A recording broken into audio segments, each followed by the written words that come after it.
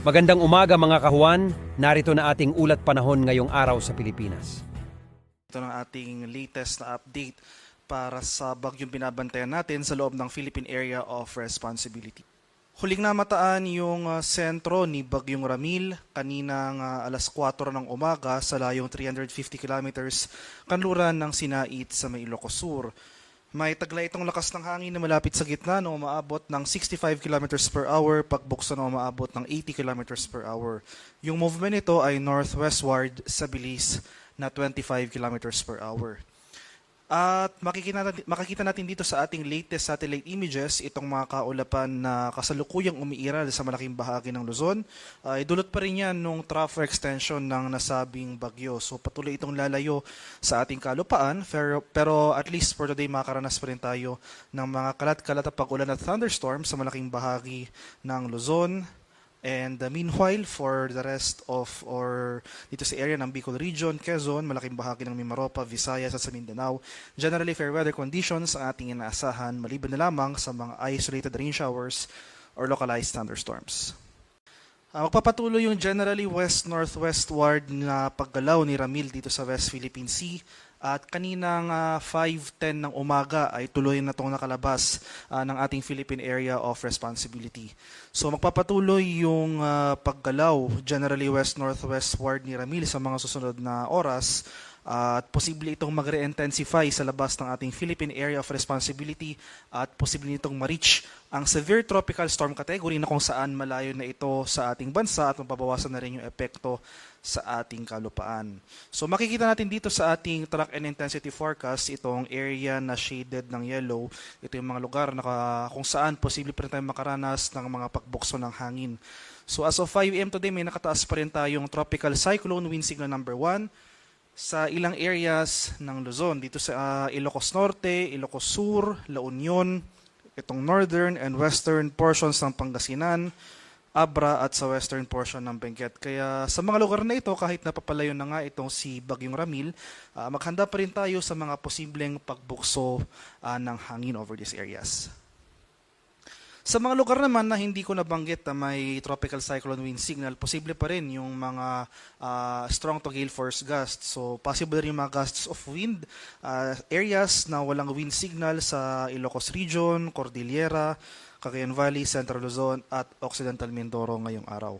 At para naman sa ating storm surge warning, posibleng umabot or mayroon pa rin tayong minor risk ng storm surge dito sa kanlurang bahagi ng Luzon na posibleng umabot ng 1 to 2 meters within the next 24 hours dito sa area ng La Union, Pangasinan, Zambales at sa Bataan.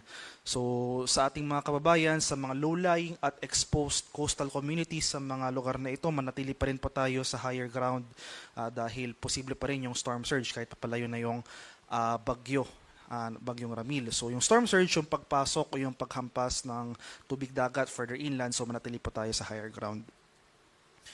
Sa kalagayan naman nating karagatan, nag-issue na po tayo ng final gale warning kaninang alas 5 ng umaga, pero posible pa rin tayo makaranas ng katamtaman hanggang sa maalong karagatan dito sa seaboards ng Northern Luzon, particular na itong kanlurang dagat baybayin ng Northern Luzon.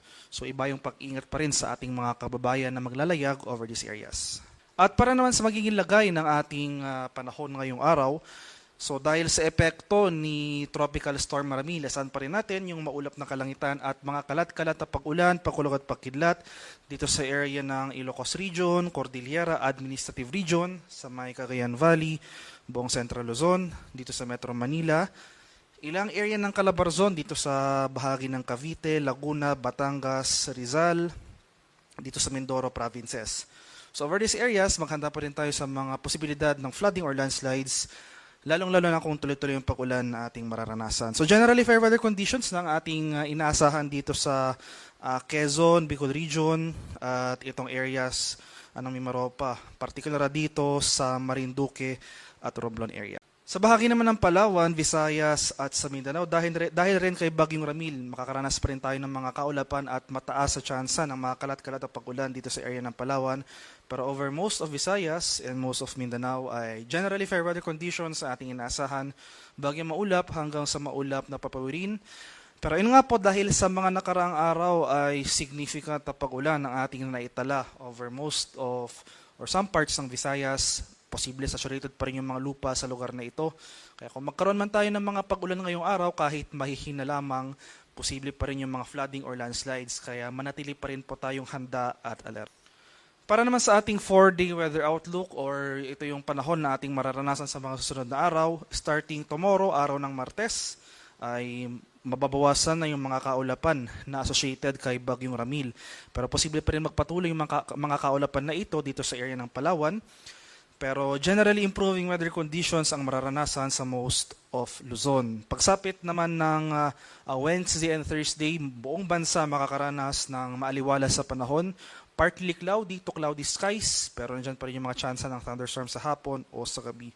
Pagsapit naman ng Biyernes, makakaranas tayo ng maulap na kalangitan at mga kalat-kalat na thunderstorms dito sa area ng Caraga, Davao Region at Soxaragen. So itong eastern and southern sections ng Mindanao, posible tayong makaranas ng mga sustained na kaulapan at pag-ulan. Dulot yan ng easterlies o yung mainit na hangin galing sa Karakatang Pasipiko. So sa mga susunod na araw, itong easterlies o yung hangin na nanggagaling sa Pacific Ocean ang dominanteng weather system na iiral sa ating bansa.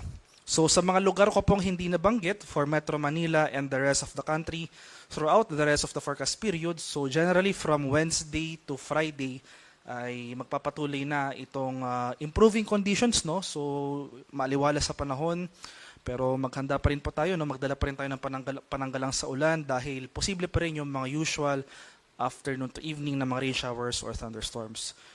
At sa kasalukuyan, wala pa naman tayong binabantayang cloud clusters or anumang low pressure area sa loob at labas ng ating Philippine Area of Responsibility, kaya maliit pa rin yung chance ang magkaroon tayo ng bagyo within the next 3 to 5 days.